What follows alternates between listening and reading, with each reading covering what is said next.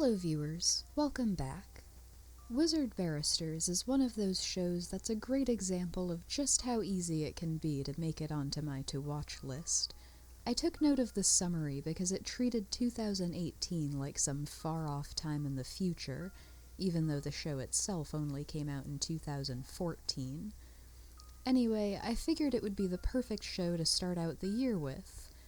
But then, of course, my free reviews got delayed, showcasing yet again my inability to follow through on my own plans. But we're here now, and I guess that's all that really matters.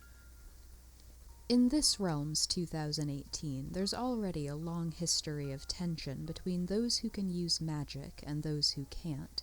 The distinction they make is between wizards and humans. It says something right off the bat that the general public opinion is that magic users must be of another species entirely. One of the main focuses of this show is the discrimination wizards face in this society, specifically in a court of law. Wizard barristers are lawyers for wizards, and our story follows Cecil Pseudo, the youngest wizard barrister in history. I thought this was a very interesting premise, and I'm going to try to keep this review as spoiler-free as possible, but it's also a very busy show with a lot happening in each episode, so I'll just try to avoid specifics. Starting out, I expected this show to be a little slow in a slice-of-life sort of way, showing her everyday life with various unrelated cases, and there was some of that. But the first thing this show did well was the pacing. It's clear that they've got the final conflict in mind from the very first episode, and there isn't a single episode without some sort of dark foreshadowing or plot twist at the end, so even the most inconsequential-seeming episodes are connected in some way. Without going into spoilers, I will say that the only thing not paced well was the final conflict itself, which is disappointing, but which I'm willing to overlook in the face of the build-up and the aftermath being done very well. The aftermath is its own conflict, honestly, so that helped to smooth things out for me. I mentioned that one of the main focal points, and one of the hardest aspects of the job, is that wizards are regularly discriminated against in their society, and this shows through in all of their cases, but I really liked the writer's willingness to explore this. Because over the course of the series, Cecil represents not just the wrongfully accused, but also the actually guilty, and the ones who never would have broken the law in the first place, if not for being fed up with the way they're treated just for being able to use magic.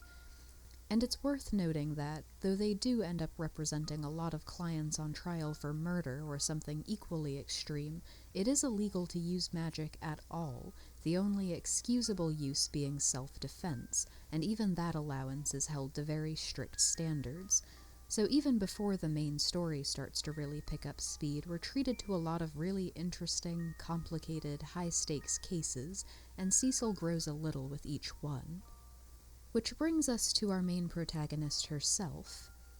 I'd say Cecil was perfectly likable overall. She's hardworking and cares deeply about justice and is an accomplished wizard herself.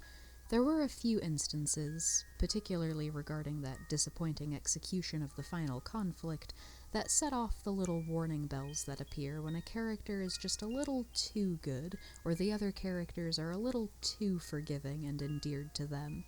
But well, let's put it this way. I don't really have a system for which reviews are going to contain spoilers and which reviews will remain spoiler-free. You get the reviews with spoilers when the anime contains some element that I either loved or hated so much that I just felt like I needed to talk about it. So I can say this about Wizard Barristers. The main conflict was not so disappointing, and their main character was not so off-putting that I feel the need to rant about it. And I will say this about Cecil. Her overall character is likable and interesting. At 17, she became the youngest wizard barrister ever, not just because she's passionate about justice for wizards in general, but because she has a specific goal in mind. 6 years earlier, her mother was convicted in a case where the stipulation for magic being acceptable when used for self-defense clearly should have gotten her acquitted, thanks to a biased judge and an indifferent lawyer. During those 6 years, Cecil essentially cut herself off from the rest of the world, studying for the bar exam, and now that she's finally become a wizard barrister herself, she's hoping to gather evidence to free her mother before the death sentence can be carried out, even though no wizard has ever been granted a retrial in the magic court's history. And researching the incident 6 years ago eventually leads her to a wizard gang literally trying to summon the devil, but there is honestly so much to this story that this barely qualifies as a spoiler. If Cecil has one flaw, it's that she's the type of person who tries to do everything on her own. Despite most of her co-workers welcoming her with open arms, it's a really long time before she can start to trust and depend on them.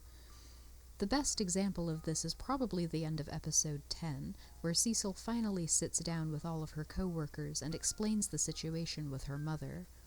They actually call her out on trying to do everything by herself and offer to help in any way they can, and it's a pretty touching moment.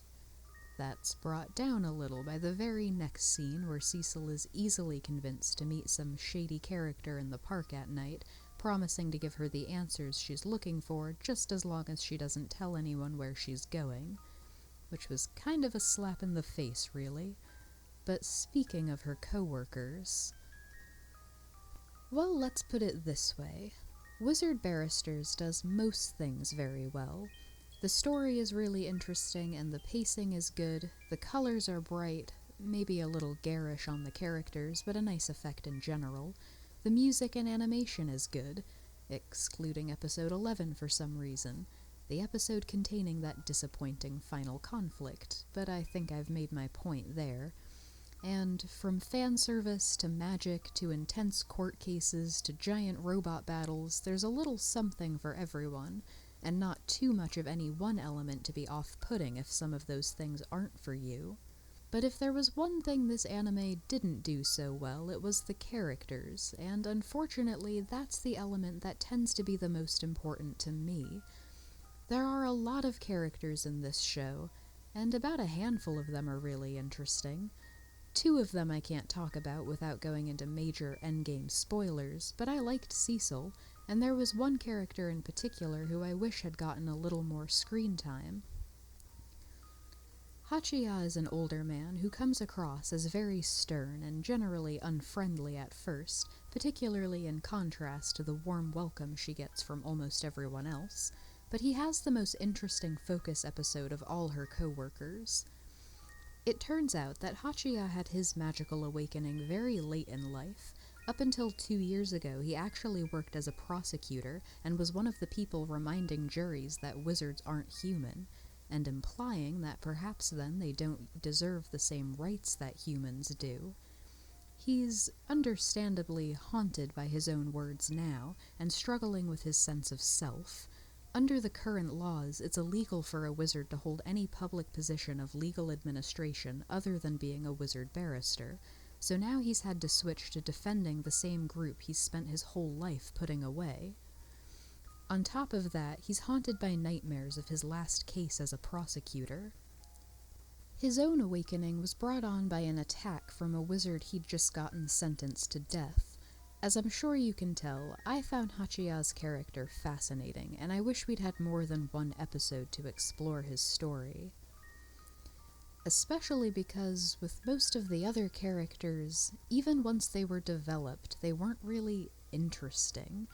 I really liked the dynamic Cecil had with Hotaru, who was hired at the same time and took a long time to warm up to her, but her own backstory felt a little shallow. Let's just say I was expecting a little more from someone so standoffish.